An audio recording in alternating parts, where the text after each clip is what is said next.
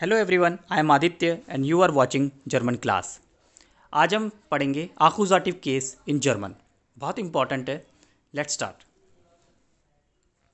देखिए, accusative case का मतलब होता है कि आपके पास एक सब्जेक्ट होगा और एक ही आपके पास ऑब्जेक्ट होगा। ठीक है, इस चीज़ का आपको बिल्कुल अच्छे से ध्यान रखना है। ठीक है, एक सब्जेक्ट होगा और एक आपके पास ऑब्जेक्ट होगा। तो देखिए, थोड़ा सा समझाते हैं। सब्जेक्ट सपोज हमने किया इश, ऑब्जेक्ट मैंने रखा बुक। अब सेंटेंस कैसे बनेगा? इश सब्जेक्ट हो गया आपका, इश हाब बुक। बस ये आपका अकुजाटिव केस है। आप देख रहे हैं, ये आपका सब्जेक्ट है और ये आपका ऑब्जेक्ट है। अभी जो ऑब्जेक्ट है ये कोई पर्सन भी हो सकता है, ठीक है, और कोई थिंग्स भी हो सकती है। तो अभी आगे देखते हैं। ये इतना समझ आया, इश have a book, full stop, I have book. अब इश हैव आइन बुक भी लिख सकते हो, आई हैव अ बुक, मेरे पास एक किताब है। तो ये subject plus object equals to आकुजाटिव, ये आपको समझना है। आगे देखते हैं।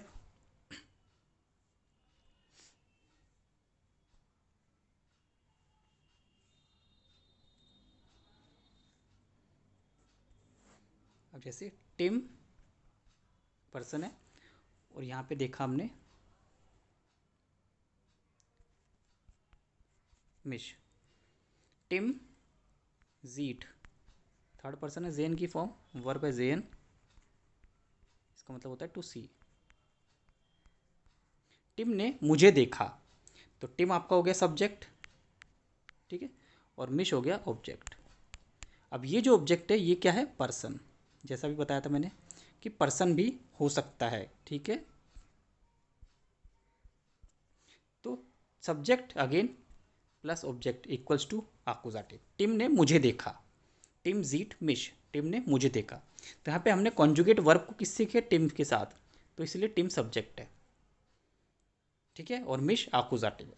टिम ने मुझे देखा। अगर इसको रिवर्स करते, मैंने टिम को देखा, वो भी बनाते हैं हम, ये भी तो बन सकता है। मैंने टिम को देखा, इश जे टिम, मैंने टिम को देखा, ये भी आकुजाटिव है। सब्जेक्ट इश,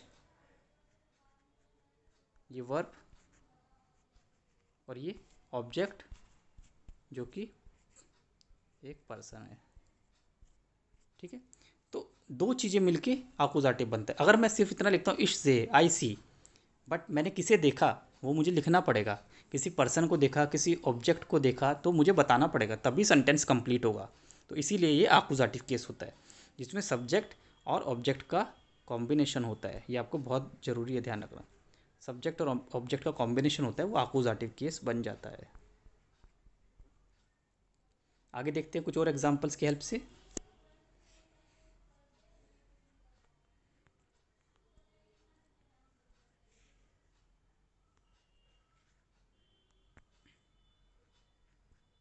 इश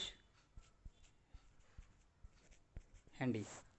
अब आई और हैंडी दो चीज़ें, मैं हूँ और हैंडी है। मैं हो गया सब्जेक्ट और हैंडी हो गया ऑब्जेक्ट, ठीक है। अब वर्ब किसके साथ कॉन्जुगेट करेंगे हम? ऑब्वियसली आई के साथ, कि आई, जैसे सपोज इश ब्राउखे, आई नीड अ मोबाइल, मेरे को एक मोबाइल की ज़रूरत है। तो मेरे को ज़रूरत है, तो इश के साथ वर्ब कॉन्जुगेट हुई है, ठीक है। ब्राउखन मीन्स टू नीड।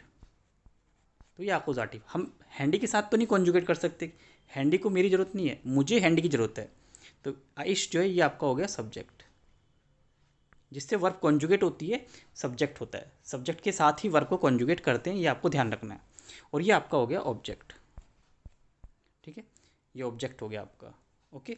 और इसको हम डायरेक्ट ऑब्जेक्ट भी बोलते हैं, डायरेक्ट ऑब्जेक्ट बोलते हैं इसको, ठीक है। डायरेक्ट ऑब्जेक्ट एक ग्रामर लैंग्वेज में, ग्रामेटिकल लैंग्वेज में डायरेक्ट ऑब्जेक्ट है ये। आई नीड हैंडी, सीधा आई नीड हैंडी, बीच में कोई प्रपोजिशन नहीं है, कुछ नहीं है, ठीक है, कोई और पर्सन नहीं है, इनडायरेक्ट ऑब्जेक्ट नहीं है। तो ये सीधा अपोजिटिव, आई नीड मोबाइल, इच प्राउके हैंडी। तो इतना आपको समझ आ गया होगा। अब आगे बढ़ते हैं। अब करते हैं इसमें एक आर्टिकल डालते हैं, जैसे I need a handy, I am searching a notebook. तो देखते कैसे करेंगे अब हम।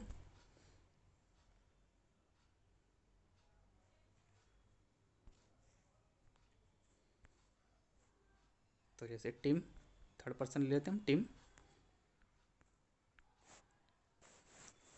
और यहाँ लिख देते हैं हम टिश। ठीक है, तो टिम और टिश, और वर्ब हम लिख देते हैं जैसे सपोज जूक्ट, ये वर्ब का प्लेस लगा देते हैं। तो टिम जूक्ट आइनन टिश, ये आइनन टिश, Tim is searching a table, Tim एक टेबल ढूंढ रहा है। तो यहाँ पे अगेन ये सब्जेक्ट, ये वर्ब मीन सर्च,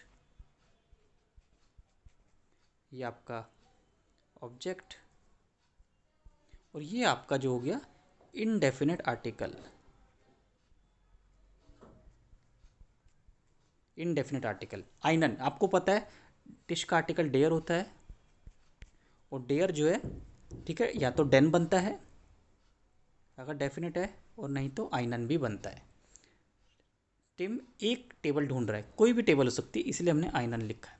अगर हम किसी पर्टिकुलर टेबल की बात करें कि Tim is searching the table, मतलब कि स्पेसिफिक, तो डेन लिखेंगे। तो ये हो गया आपका इनडेफिनेट आर्टिकल की हेल्प से। एक चीज़ और आपको समझाता हूँ, देखिए हमारे पास 3 आर्टिकल होते हैं, डेयर,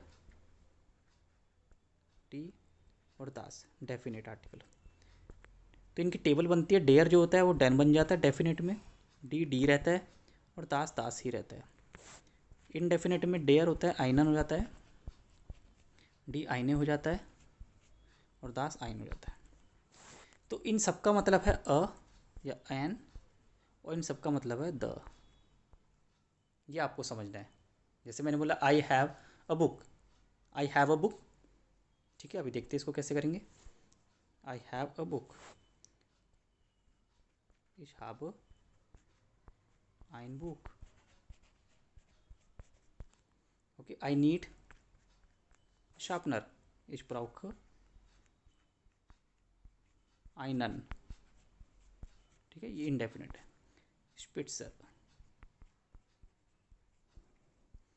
ठीक है, तो आपको पता है आइनन है तो मतलब इसका आर्टिकल डेयर हो गया, और ये आइन है तो इसका आर्टिकल दास हो गया। ये अभी हमने पीछे देखा है टेबल में।